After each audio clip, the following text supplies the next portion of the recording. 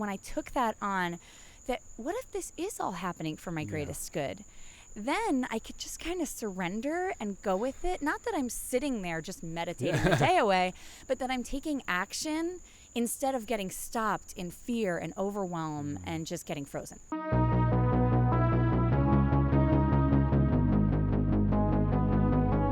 All right, so welcome to the Indigo Rising Podcast. We're back with another episode with Dr. Jen Redmond. If you haven't seen the first episode, go watch that because we had gotten to... That was so much fun.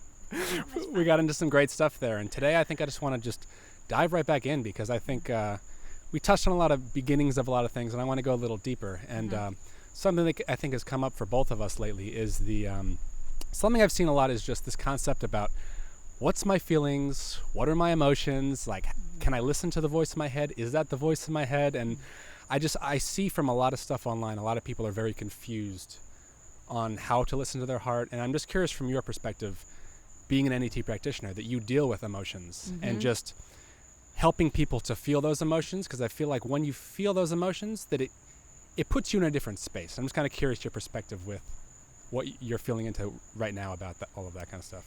You know, I would have answered this question a lot differently a few weeks ago. Okay. And I think there's a lot to unpack there. As an NET practitioner, they really emphasize the patient's own reality is really what matters. And at this point, I have a new understanding of that because we really are all living in our own story. Yes. And as I was kind of thinking about this topic, you gave me a heads up that you wanted to talk about this. And as I was thinking about this topic, it occurred to me that emotions are another story. We aren't born knowing what anger or fear feels like. Yeah. We're just born with sensations. Yeah. And then whoever teaches us what our emotions are, or wherever we learn that from, is the story we attach to those sensations. For sure. And I think it's important to respect that we all have our own story, and in that we all have our own reality. And as an NET practitioner, my job is just to hold space for people's reality. Okay. And I even emphasize sometimes that when we're clearing a neuroemotional component, the thing that the patient is remembering happening, or maybe even just has a feeling happen, I don't know what the grammar is there, but whatever. You get the point. May or may not have even happened. Yeah. But what matters in NET is that it's what they believe happened. And all the people witnessing that event could have had a completely different experience of what happened. It doesn't matter because we're all living our own story. For sure. Yeah. And that's something that it's just become like glaring to me over the past, in recent months, just kind of becoming aware of that concept that like 1,000 different people, like you're saying, be in the exact same spot, and there's 1,000 different experiences there. Because I think that it's really been dawning on me this whole, like this actual, how important this is for us to, I feel like, start to realize, because I think that it's not necessarily the narrative that most of us are living in, right? Yeah. The narrative is that if you're all there, you all saw the same thing, right? There was someone up on stage, did something, and you all saw the same thing. Yes. And you all were experiencing something that was pretty similar. But Yes. I feel like that this whole concept of the emotional reality, right? That the emotion that you're actually feeling in that moment, I guess I'm kind of going back to what I was saying before, but it impacts and it affects what you're experiencing in this moment. And I feel that for me, I found that when I'm having emotions that are getting in the way, like we're saying, 1,000 people there, if I'm having some emotion that I'm not looking at, that's affecting my decision making, and that's affecting me getting to my center, right? Because I think that the question I keep hearing is, how do I know it's my heart, and how do I know it's my feelings? And I found that when you're in an emotionally charged state, regardless, that's the top priority, The sensations are right? all garbled. Yeah.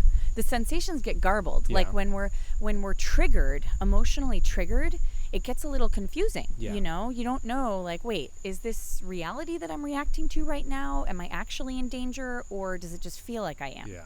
Yeah. And I will say, I actually had an interesting experience with this in July, because I've really been playing with that. You know, how do I know what's just an emotional reaction and what's my intuition? Yeah. And I've been exploring that question for a number of years. But what I found in July, there was a lot of upheaval going on in my life. I was told that I had a couple of months to move out of my office that I had been in for almost 10 years. I had, my father was dealing with health issues. And I was looking at possibly buying a home. I mean, I had a new puppy. Like, there's all these things that were going on at once. And I was finding that when I tried to take an action step to do something about one of those things, or at least the move specifically, it would feel like it was the wrong decision, and I would break into a panic. And I started to think I was kind of losing my mind a little bit because everything that I did felt wrong. And I didn't know if I could really, I felt like I couldn't trust my own emotions at that point. And then when it all worked out, I mean, yes, I did some work on like past trauma through that to just kind of, clear up anything that may have been on my side of the fence there. But when all was said and done, it turned out that panic feeling was actually saying, no, that's not the right step right now. No, that's not the right step right now. And I realized that some of those, that we can exist in a reality where everything is guiding us, or we can exist in a reality where it's just an emotion. Yeah. And neither of those is wrong. Yeah. Yeah.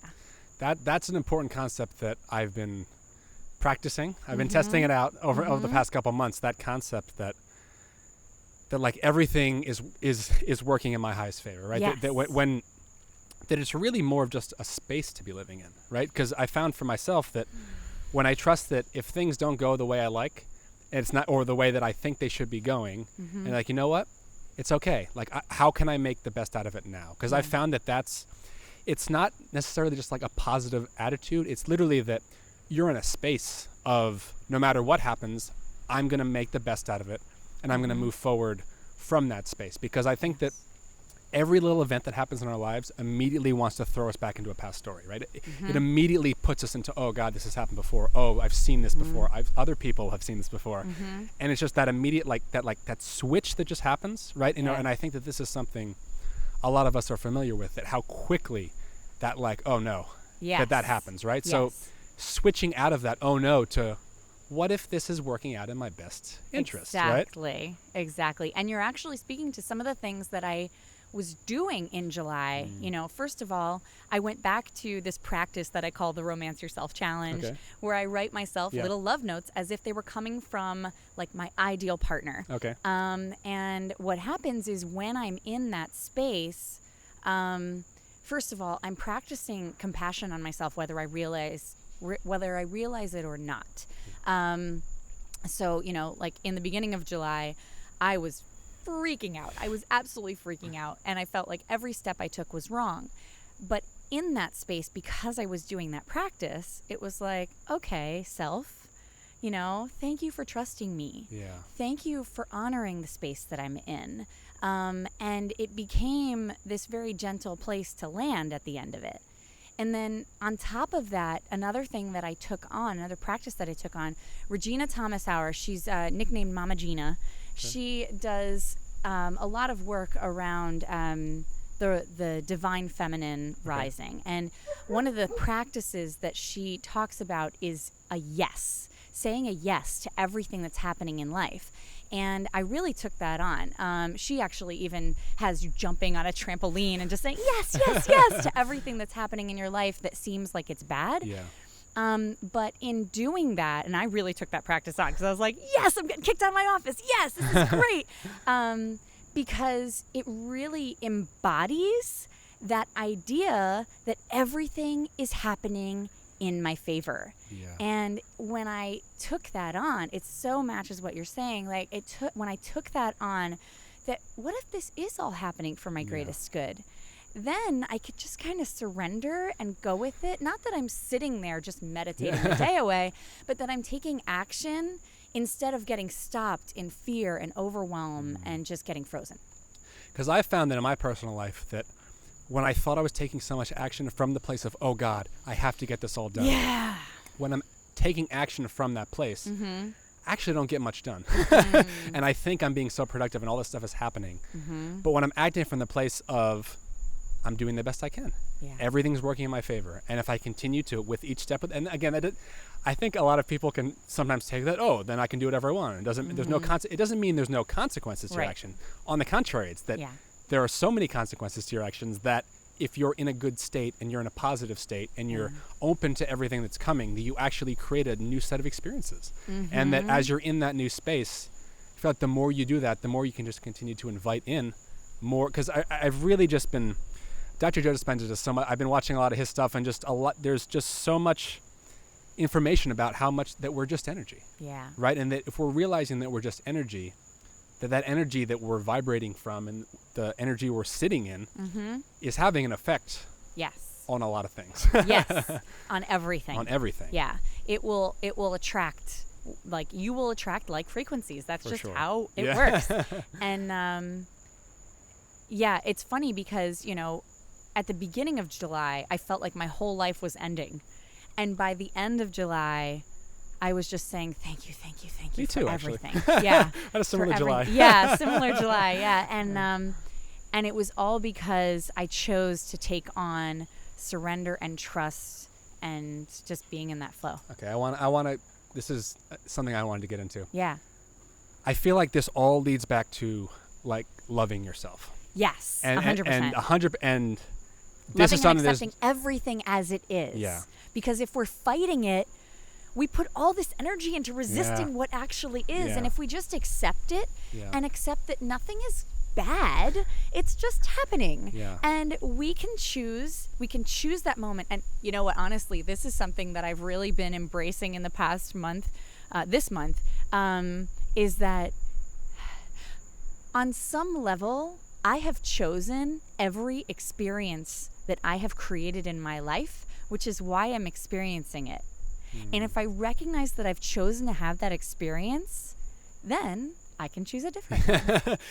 Because this is a tough thing for a lot of people. And I love, there's a quote by Dr. Bruce Lipton that says that you become personally responsible for everything in your life when you realize that you're personally responsible for everything in your life. And Marianne Williamson has been talking about a similar thing, that it's not about just taking on the guilt of other people. It's about taking responsibility for where we are right now, so that we can clean it up, let go of what we don't need anymore, and move forward. And I think that that's a tough piece for a lot of people, right? Yeah. And, you know, I was very confused for a very long time about responsibility versus shame. I felt that, and shame and blame and guilt, I felt that to take responsibility meant that I needed to just carry the burden of it all, and like, oh, I need to be crucified and die. No. Jesus already existed and died, you know, went through all that. Like, I don't need to do that. Yeah. Taking responsibility just says, okay, I created this with whatever energy I'm putting out, and what do I want to create next? For sure. And if I want to create something differently, then I'll choose that. Yeah. Yeah. Yeah. And letting go of all the guilt and shame and blame. And even, like, there's this whole element that if I'm pointing the finger at somebody else, it's more of the same. Yeah. So just accepting people where they are, that they're all perfect and exactly in the experience that they want to have too. Yeah. Gives me the freedom to just be who I am. Yeah. Yeah. Without the guilt. No, yeah, it's a lot of good I forget who said this. I'm still gonna say the quote, is that no amount of suffering that you put yourself through can alleviate someone else's suffering. No. Because we have this idea that, like, I'm gonna suffer for everybody, but it's still like going back to everyone's having their own experience. That you can't feel another thing for you. And a friend, Michael Pires, I shout him out every episode because he has so many good things he said to me. But I had this moment with my grandfather before he passed away, and I could just see how much pain and suffering he was going through. My grandma had passed away a few years before that, and it was very hard for him. They had known each other since they were, I think, when they were in their early teens. Wow. They spent their whole life together, and I could just see his suffering in what he was going through. Yeah. But then I turned that back, and I thought that I actually prayed to my grandmother, and I was like, just please help me help him. And I had this, it was one of my first, like, spiritual experiences, and just this rush of energy just ran through my body and just let it go, and I just bawled and just let it all out. Yeah. And I had told Michael Pires about this, and he said that, and I was like, I let go of it for my grandfather. He's like, no, you let go of the piece in you that was resonating with what he was going through, because I had a piece in me that was unhealed, and I let go of that. So but I think it's an important distinction, because that changed my life after that experience, just understanding that. But it's also important, again, because I feel like we all feel this feeling like if we can just suffer for the other person, then they don't have to feel it. But it's just not the way that it works. Right? Yeah. I think that on some level, our spirit knows that we're all one. Yeah. And I think that we get a little confused in our human experience sometimes interpreting those things. Yeah. And I think that might be why it often happens where we think we can heal something for someone else. Yeah, that's... And yet, like, universal law states that healing can only come from within. Yeah. Even if I get cut, the healing, if you watch a cut healing, the gap on the surface is the last thing to heal. It comes from inside. Yeah, you're right. Yeah. And if we're all like little fingers of God, the healing has to come from within. Yeah. No, that's powerful. And I was going to say something to add to that, but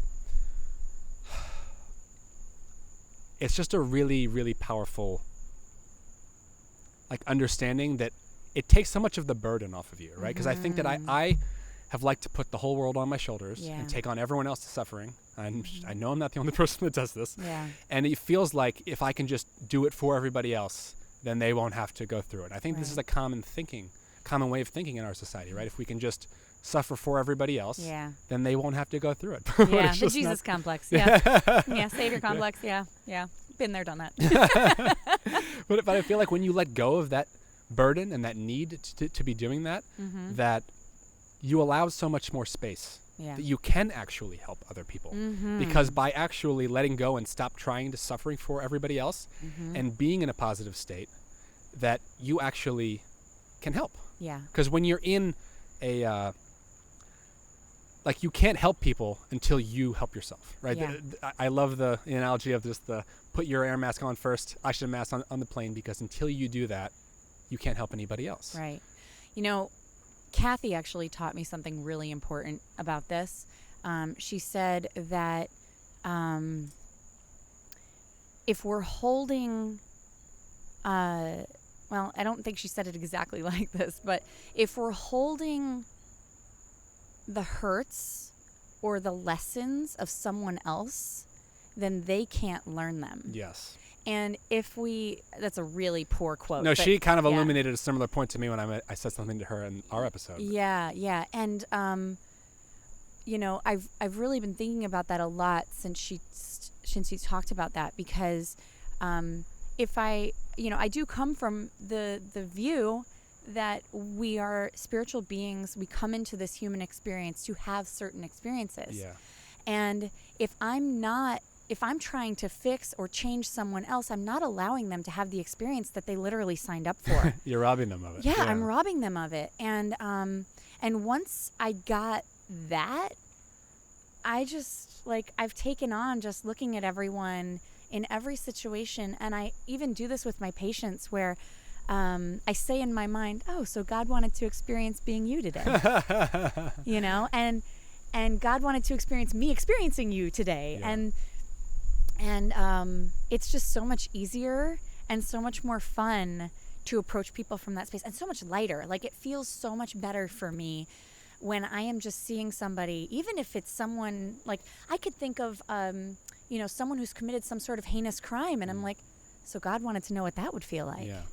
I totally get why God wouldn't want to feel that. I mean, I'm kind of curious what it would feel like too. And I really honor that soul for taking that on for the collective consciousness. Because some of those lessons, man, they must feel awful. Yeah. But they've done that so that we can all learn. Yeah. There's a piece in Conversations with God. Yeah. Talking about that. Sometimes man has to go to war to realize that he abhors war. Yeah. And that everyone is only acting from their current experience, and that everyone does the best they can based on their view of the world. Yeah. So based on their experiences, some people may think that violence is the right answer. And for us to hold the space that people may just not know. Yeah. And that for us to continue, when you hold the space for that, then you can see the hurt, and you can help them to have the opportunity to heal the hurt. Because if they don't know they're hurting, they think that's just the way that it is. Exactly. And I think that that's kind of the way we approach a lot of things, is that they should know. Yeah. They should just know better, but they don't. Right. Otherwise, they'd be making different decisions. Yeah. And I just want to come back to something. I remember what I wanted to say before. Oh, butterfly. My spirit animal. Yeah. It's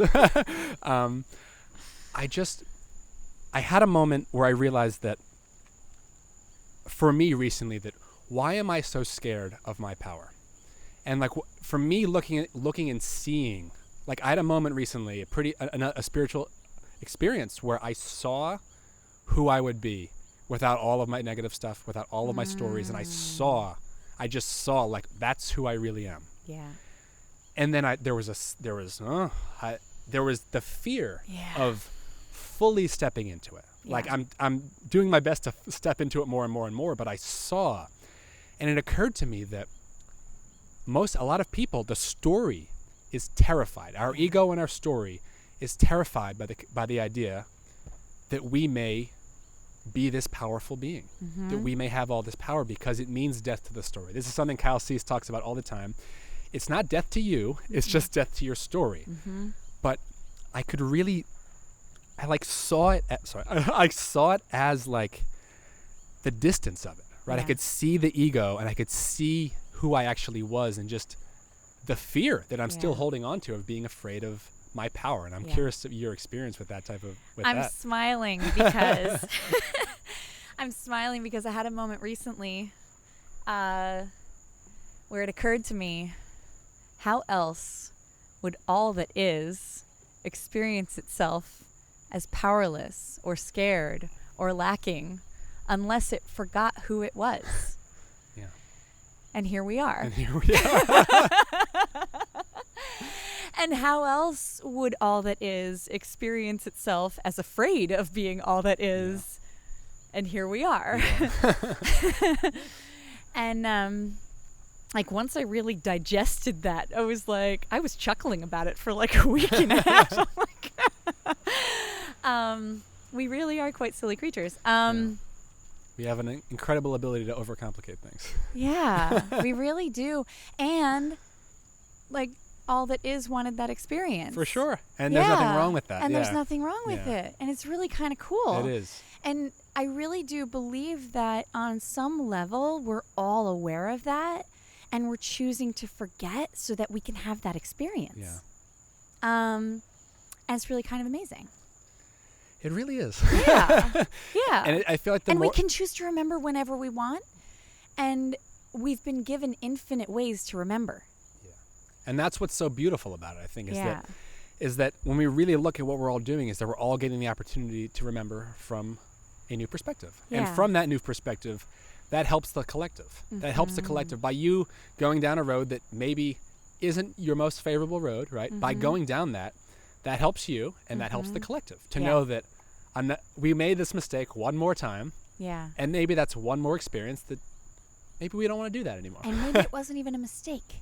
Well, of course. Simply, I don't mean to call it a mistake. Yeah. I'm saying I feel like we look at them as mistakes. Yeah, you know, we do. like for saying like I had this intention, and I went down the route of more suffering, right? Yeah. Let's call it that. Yeah. Right? Yeah. Not a mistake. Again, there's a lot of growth that comes from that way, but yeah, again, maybe you're right. Well, I'm really convinced at this point that God really enjoys the experience of being powerless. Cuz I say it because I feel like a pronoun just doesn't work for God. But I mean, it's everything. Yeah. So, like, it's my judgment. We have so many judgments towards making the wrong decision. Yeah, and we've been taught that. Yeah, for sure. Too. It's funny, me going through that whole scenario just now. It's like, I'm looking at this as if this is the road. But like, this road that I don't want to go down. But like, it's funny that I still have that belief that like, well, you can't make your own decision unless you make the wrong decision. Right. It's like, I know you can't make our own decision, but I'd still rather make the right decision. Yeah, yeah. And I find that a lot of stuff happens to go that way, where we intellectualize something, but we don't actually understand it. Paul Selig was just on Aubrey Marcus, and he said something great that he's like, I feel like if there's no experience attached to it, that it has no meaning to me anymore. There's like, he's found more and more, if there's not an experience attached to some piece of knowledge, it has no relevance to your life. And I found that that's something that's just keeps showing itself to me more and more and more, that if you're not able to experience this, because for me, being this person who's read all these books and have this endless knowledge about things that I'll never need the knowledge for, just accumulating all this knowledge, but it doesn't even apply at all to what I'm doing. So I've tried to really just focus, like, what is my intention here? What am I really, before I pick up a book, before I pick up, I'm like, what am I trying to do here? Like, am I reading this just to make my ego a little happier? Or am I actually drawn to this book and I'm actually excited about it? Because sometimes I'll do things just because I feel like I should. Yes. Or I feel like I have to know this. And if I don't learn this, then it's, right? Yeah. Well, I had this moment in deep meditation not too long ago, where I was having a conversation with Mother Earth. Okay. And actually, it wasn't so much a conversation as she was showing me how much she loves me. She was showing me everything that she gives me, gives us. And as I was watching and seeing, like, oh my gosh, she just gives us everything.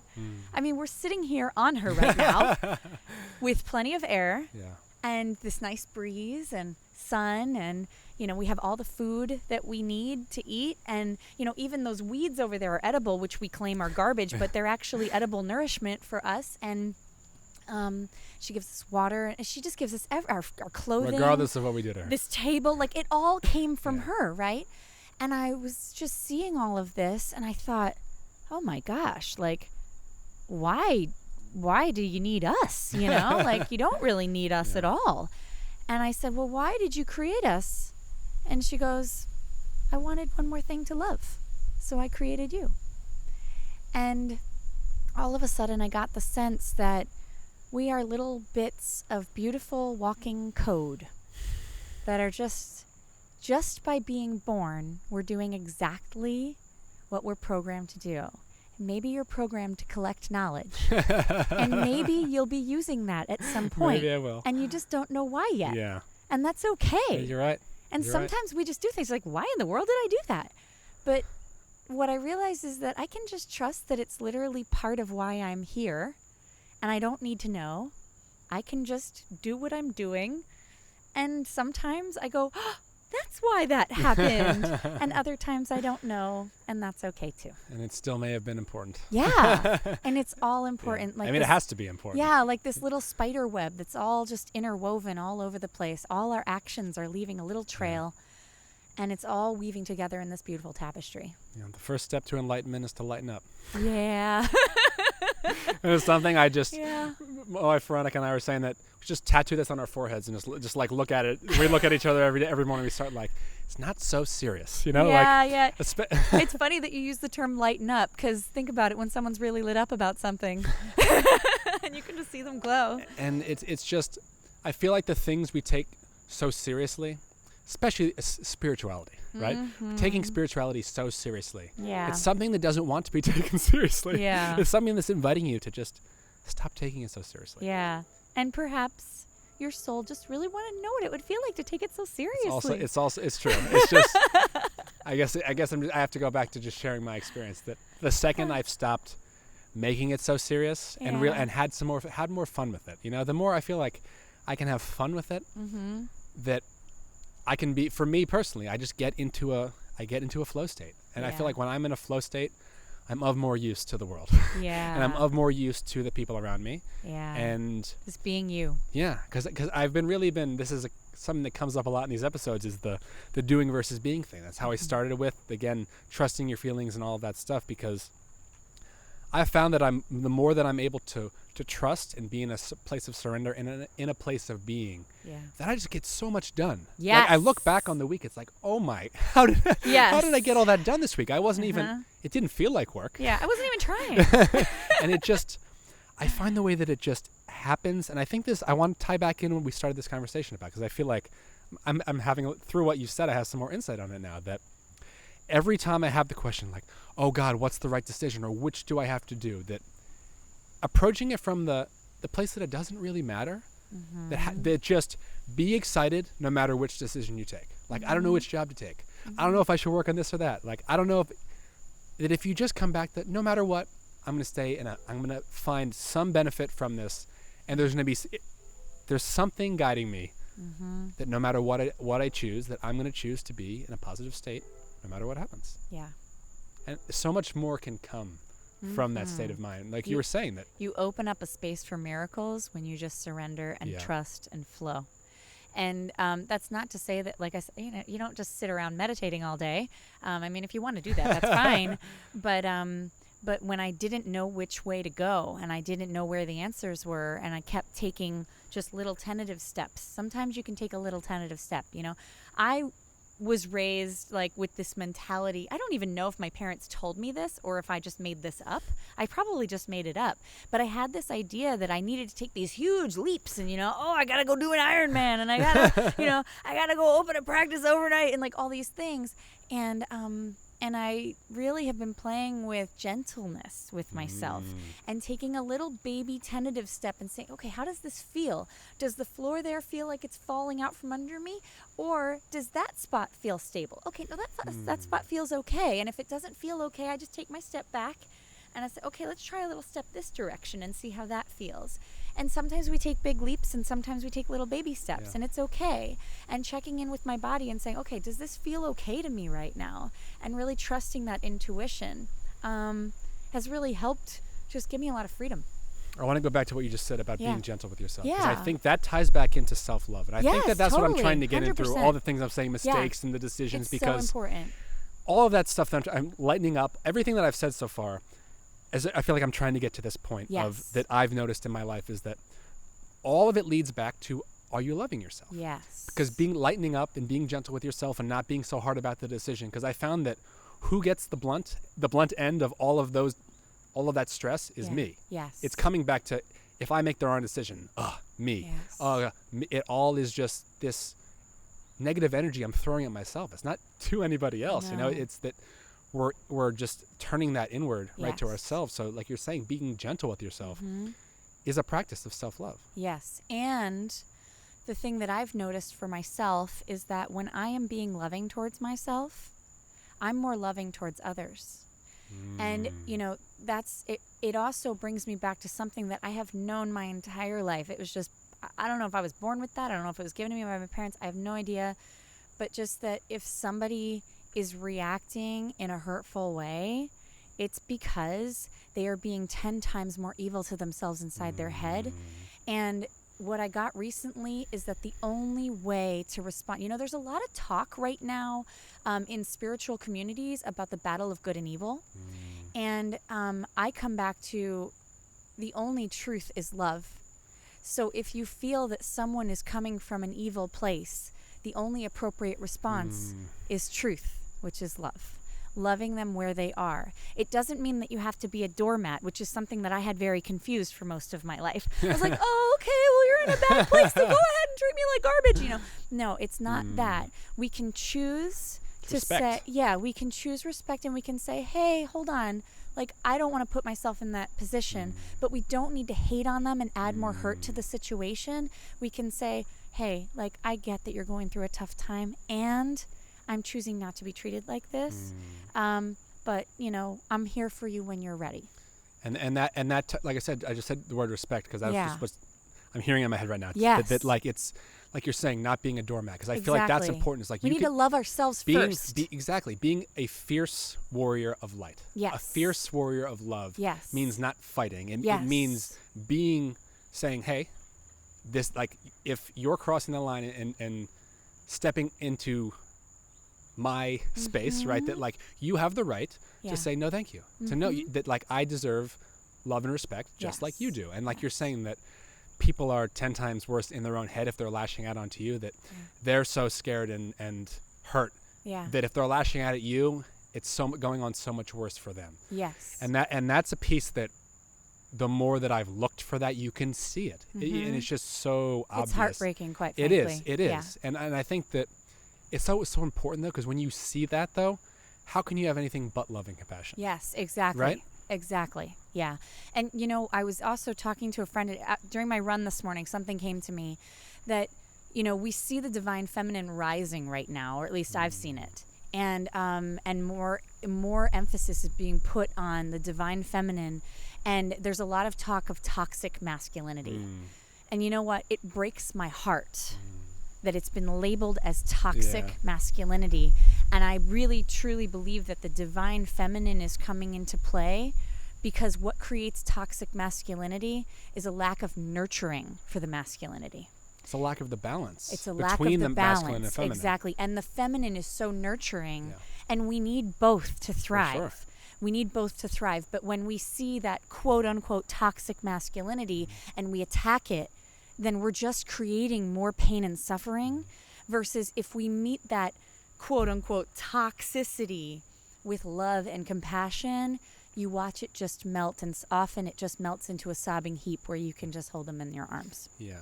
And another thing I wanted to go back to is just what you were talking about, is just when you're that space, and the more you're kinder to yourself and the more you can see yourself in other people. Yes. That, I'm trying to remember what this is from. I feel like it is in Conversation with God as well, that Yeah. the whole concept that when you are putting yourself first, that it's not a selfish thing. No. Because the more you put yourself first and put just the health and the love and the well-being of yourself first, you don't want to make a decision that would hurt anybody else. No, you don't. That when you are centered, you see the oneness and the wholeness in all things, that because I think that's always been an argument. It's like, well, if we don't just stop the criminals and put everybody to death, then they're not going to stop, because but I feel like it really is this shift of thinking. It's this shift of just remembering and coming back into that when we're in that oneness, when we are whole, that we invite that for other people. Yes. And you're not going to, why would you hurt another person? Yeah. There's no reason to, because you're whole. Yes. So you don't need anything from anybody else. Yes. Yes. If we're really all one, then being selfish is literally taking care of all of us. I love that. Yeah. That's great. Yeah. And I think that that's great. Yeah. I never heard that. I like that. That's an original. Great. I'll quote you. I'll quote you. Yeah. It occurred to me a little while ago that there was a lot of conversation about, in a program that I was involved in, there was a lot of conversation about integrity.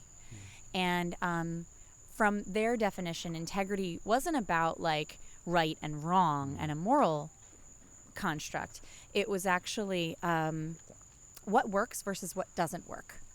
And a lot of the time, I'll have this, okay, hold on a second. So I come from, like, in my best moments, I come from this space that we are all one, and I love to be a loving, compassionate person. And in my worst moments, I'm like, oh, kill them all, burn the village, pull a Daenerys Targaryen, And not that I ever would do that, but, we have those moments where those thoughts come through. And it occurred to me as I was trying to cut someone out of my life because I was unhappy of how they were behaving, that if we really are all one, if I cut someone off out of my own hurt and suffering, it's like chopping off my own finger. And we all bleed out, like, and since I had that realization, like, there's not a single person that I've ever interacted with that I wouldn't interact with again. I may not necessarily choose to spend my daily life with them, but I don't wish any harm on them. And I love them for who they are and for what they bring to the world. And and I see a lot of stuff about people just like, oh, I want to cut this person out and I want to cut this person out and I don't need to deal with their toxicity. But if we recognize that we're all one, well, their toxicity is your toxicity. Dr. Shafali said something amazing, that if you really hate something, stop thinking about it. She said, if you actually don't enjoy, if you say, if you actually, it's like, I hate this, and you talk about it all the time, that actually means that you love it. Yes, exactly. Because you're staying tied to it. And you're choosing it. And that, like, I find that anything we hate in someone else is really just a piece in us that we haven't looked at or haven't wanted to look at. Exactly. And I found the more that I've used that has been, it's given me, keeping me busy for the past couple of years. Yeah. Once I heard that concept, I was like, huh. Yeah. That's something I don't like about that person. That really just keeps going and going and going and going. Yeah. The more that I'm able to just really acknowledge that every time, like, it's like, what am I not looking at here? Exactly. And it just, again, that'll keep you busy for the rest of your life. Oh yeah. Oh yeah, it will. Mm-hmm. Yeah. Is there anything else we need to talk about today? Maybe not. No. That was pretty good. Yeah. That feels like I got to a lot of good stuff. Yeah. Is there anything you wanted to talk about? No. Is there anything I think that I had no plan today. I said whatever's trying to come through is better than Yeah, whatever I think it came planned. through. Great. All right. So let's draw it there for today. Awesome. All right. Awesome. Thank you so much. Yeah. Thanks for having me. Yeah, another great episode.